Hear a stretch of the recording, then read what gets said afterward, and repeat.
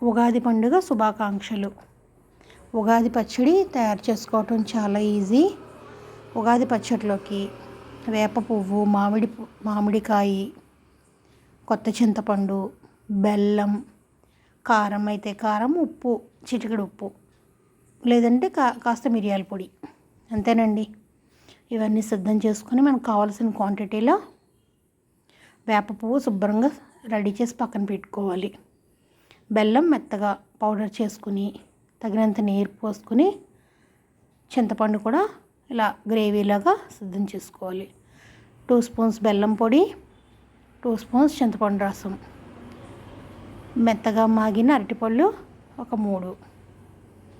అరటిపళ్ళు ఎందుకు వేస్తామంటే సలాడ్ లాగా పిల్లలు కూడా ఇష్టంగా తింటారని అరటిపళ్ళు. ఇష్టం లేకపోతే మానేయచ్చు. సన్నగా తురిమిన మామిడి తురుము 1 స్పూను. మనం తీసుకునే క్వాంటిటీని బట్టి ఇవన్నీ వేసుకోవాలి.